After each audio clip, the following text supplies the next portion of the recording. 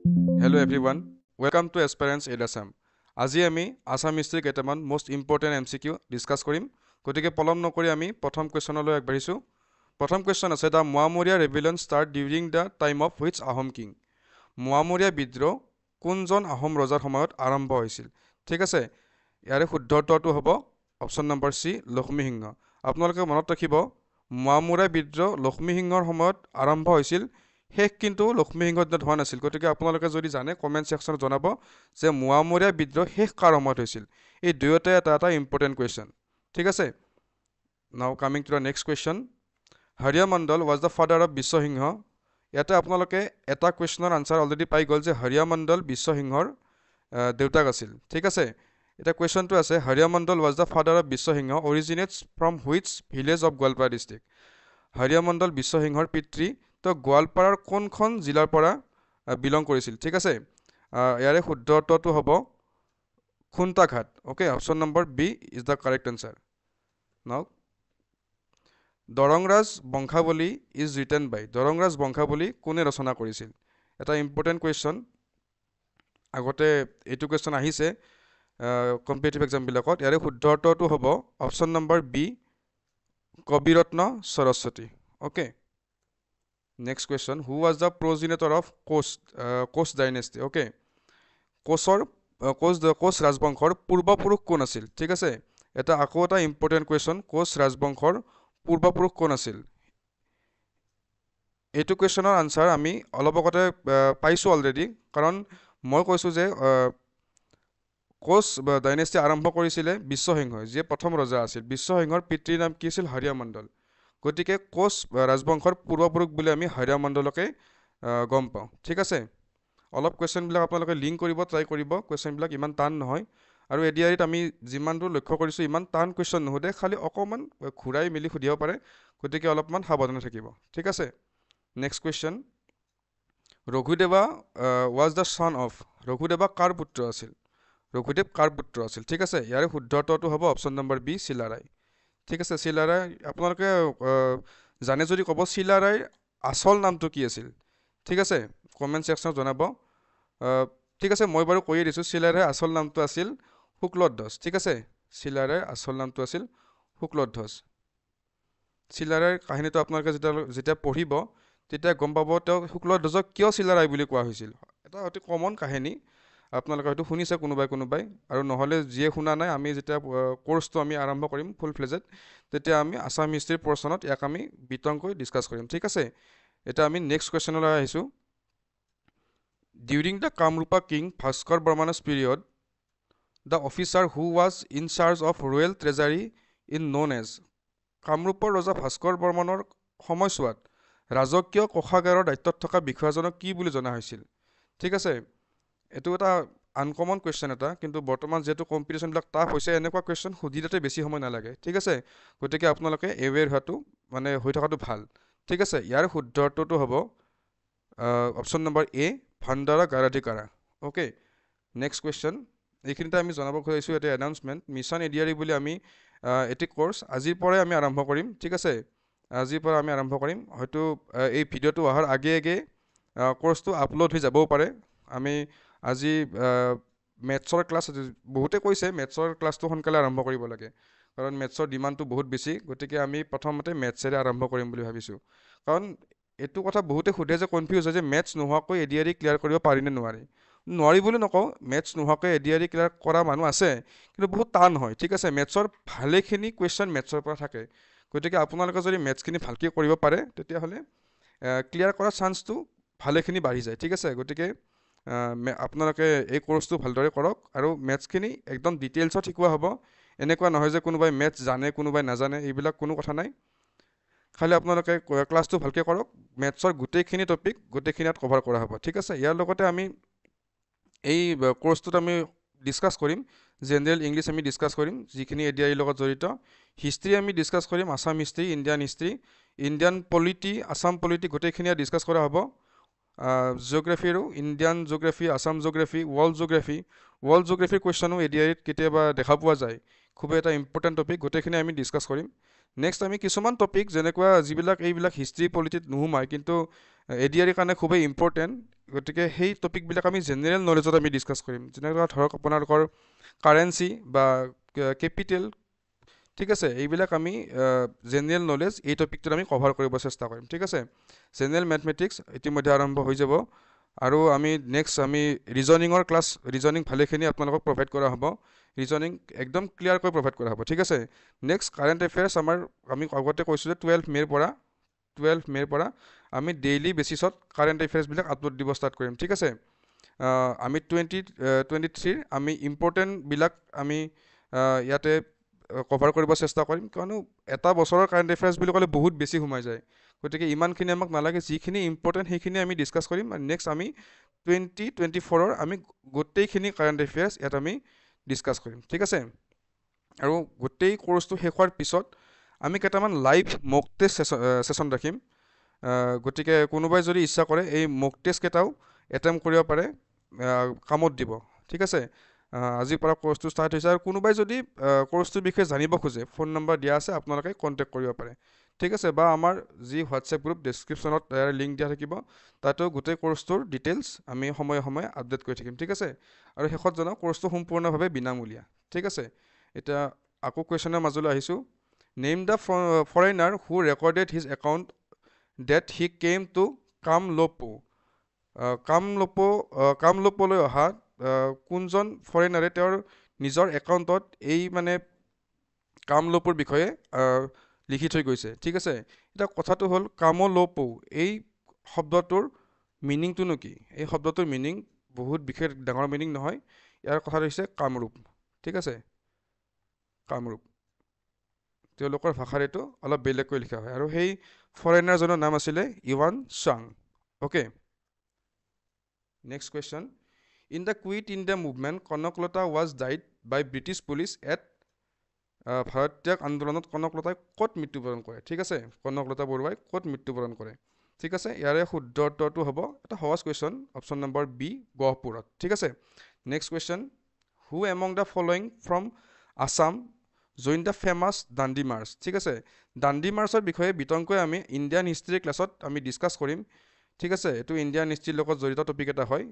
Dandi March কেতিয়া হৈছিল কোনে আৰম্ভ কৰিছিল ক'ৰ পৰা ক'লৈ এই মাৰ্চটো চলিছিল বা কিমান সময়ত কিমান দিন চলিছিল বা গতিকে যিমানখিনি আছে সৰু সুৰা বস্তু আমি দাণ্ডি মাৰ্চৰ বিষয়ে আমি ইণ্ডিয়ান হিষ্ট্ৰী ক্লাছত বিতংকৈ ডিছকাছ কৰিম এতিয়া অসমৰ লগত জড়িত দাণ্ডি মাৰ্চৰ কুৱেশ্যনটো হ'ল দাণ্ডি মাৰ্চত অসমৰ পৰা কোনে অংশগ্ৰহণ কৰিছিল ঠিক আছে ইয়াৰে শুদ্ধ উত্তৰটো হ'ব option number D Liladhar Barua okay now next question তৃতীয় বদৰপুৰ চাইন বিটুইন ইয়াৰে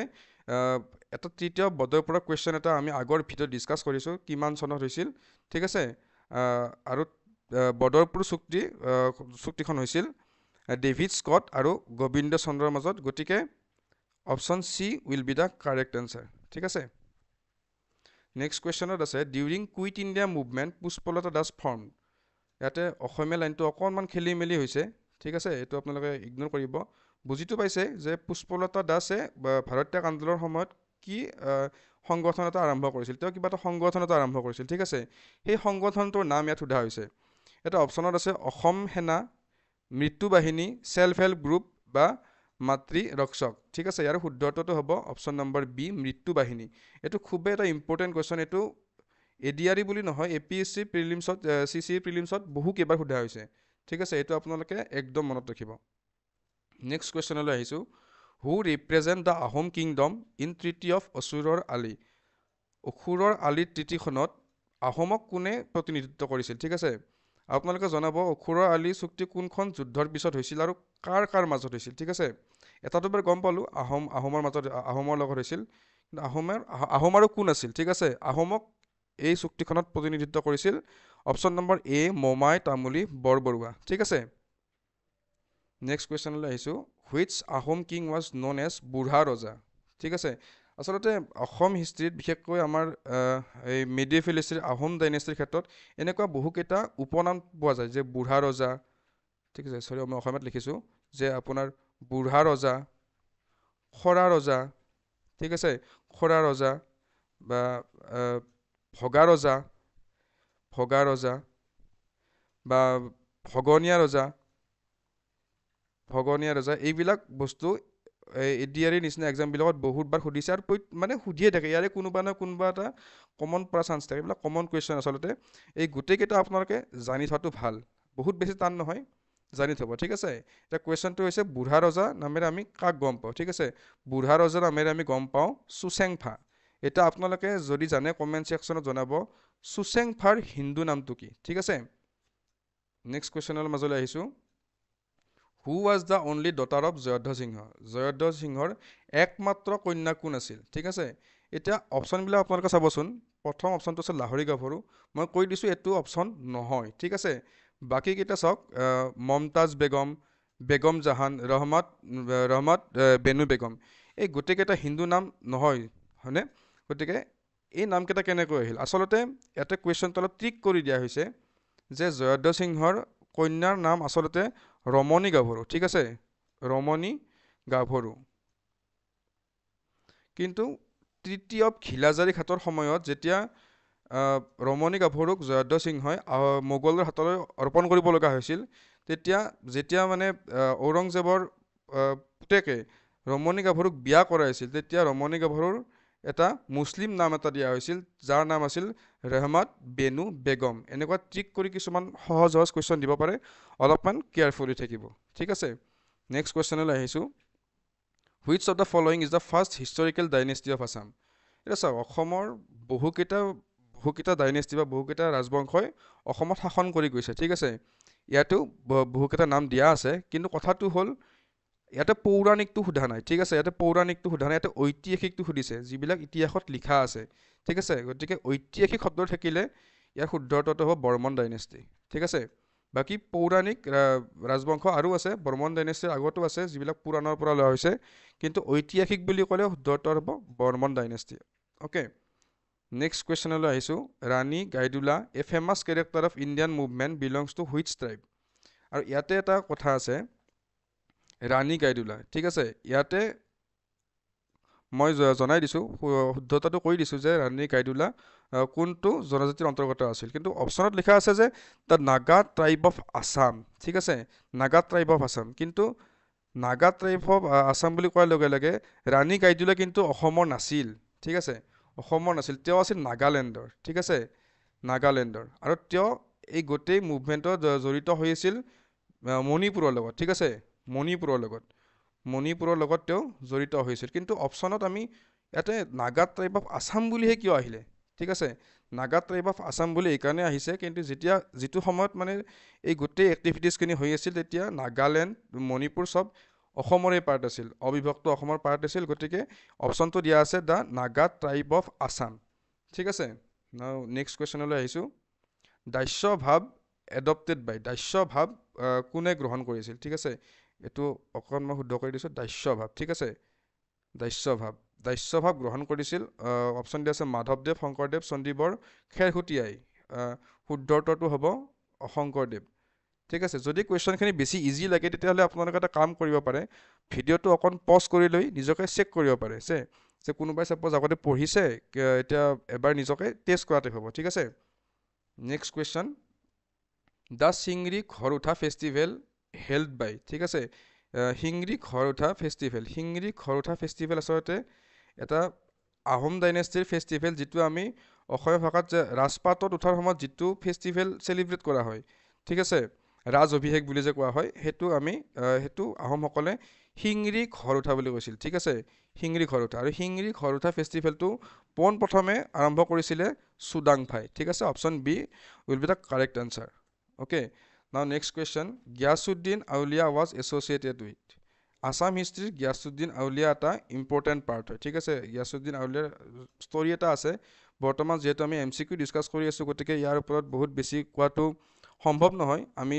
আমাৰ যেতিয়া ডিটেইলছ কোৰ্চবিলাক আহিব তেতিয়া কনচেপ্ট ৱাইজ গিয়াছুদ্দিন আউলিয়াৰ বিষয়ে আমি ভালদৰে উল্লেখ কৰিম ঠিক আছে এতিয়া কথাটো হ'ল গিয়াছুদ্দিন আউলিয়া অসমৰ কিহৰ সৈতে জড়িত আছিল ইয়াৰ শুদ্ধ উত্তৰটো হ'ব অপশ্যন নম্বৰ এ পুৱামক্কা ঠিক আছে next question from which place the Ahom came আহোমসকল ক'ৰ পৰা আহিছিল ঠিক আছে আহোমসকল ক'ৰ পৰা আহিছিল তো সহজ কুৱেশ্যন ইয়াৰে শুদ্ধ উত্তৰটো হ'ব অপশ্যন নম্বৰ ডি মুংমাওৰ পৰা আহিছিল এতিয়া আপোনালোকে জনাব আহোমসকলে প্ৰথম ক'ত ৰাজধানী পাতিছিল ঠিক আছে সেইটো আপোনালোকে জনাব আৰু কিমান চনত ঠিক আছে কমেন্ট সেকশনত যদি আপোনালোকে জানে আপোনালোকে জনাব next question Badan Barphukan was the governor of ঠিক আছে বদন বৰফুকন কোৰ ৰাজ্যপাল আছিল ঠিক আছে বদন বৰফুকন কোৰ ৰাজ্যপাল আছিল শুদ্ধটো হ'ব অপচন নম্বৰ এ কামৰূপ ঠিক আছে কামৰূপৰ ৰাজ্যপাল আছিল নেক্সট কোৱেশ্চন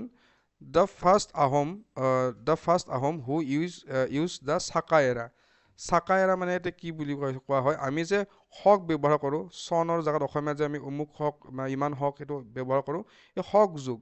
হক যুগটো পোন প্ৰথমে ব্যৱহাৰ কৰিছিলে সুহুংমুঙে ঠিক আছে অপচন নম্বৰ ডি এৰ কাৰেক্ট আনসাৰ হ'ব next question one of the disciple of Sankardev was শংকৰদেৱৰ এজন শিষ্য আছিল শংকৰদেৱৰ শিষ্য ইয়াতে চাওক আমি সকলোৱে জানো শংকৰদেৱৰ প্ৰিয় শিষ্য আছিল মাধৱদেৱ ঠিক আছে কিন্তু অপচনটোত অকমান ট্ৰিক কৰি দিয়া হৈছে যে অপচনত দিয়া আছে মাধৱদেৱ বি দিয়া আছে নৰনাৰায়ণ সি দিয়া আছে এ অনলি আৰু ডি দিয়া আছে এ প্লাছ বি বোথ কিন্তু এইটো জানি থোৱা উচিত মাধৱদেৱ প্ৰিয় শিষ্য আছিল সঁচা কিন্তু শংকৰদেৱৰ আৰু এজন নৰনাৰায়ণ শংকৰদেৱৰ এজন শিষ্য আছিল গতিকে এই দুয়োটা শুদ্ধ উত্তৰ হ'ব গতিকে option number D will be the correct answer A and B both okay Next question, which Pala king built Sri Durjaya as the capital of the bank of river Brahmaputra? ঠিক আছে কোনজন পাল ৰজাই শ্ৰী দুৰ্জয়াক নিজৰ ৰাজধানী হিচাপে ব্যৱহাৰ কৰিছিল ঠিক আছে ইয়াৰ শুদ্ধ উত্তৰটো হ'ব অপচন নম্বৰ বি ৰত্নপাল ঠিক আছে next question in 1897 who translate the Bargaon copper plate of Ratnapala ঠিক আছে ৰত্নপালৰ বাৰগাঁও তামৰ প্লেটখন কোনে অনুবাদ কৰিছিল 1897 চনত ইয়াৰ শুদ্ধ উত্তৰটো হ'ব option number B doctor S K Bhuyan ঠিক আছে এছ কে ভূঞাৰ সম্পূৰ্ণ নামটো হ'ল সূৰ্য কুমাৰ ভূঞা ঠিক আছে সূৰ্য কুমাৰ ভূঞা ওকে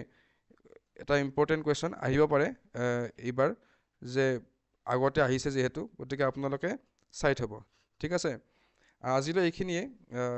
আমাৰ আহিবলা কোৰ্সটোৰ বিষয়ে কৈছো আৰু নকও ঠিক আছে গতিকে আকৌ লগ পাম অহা কাইলে এটা নতুন ভিডিওৰ সৈতে ধন্যবাদ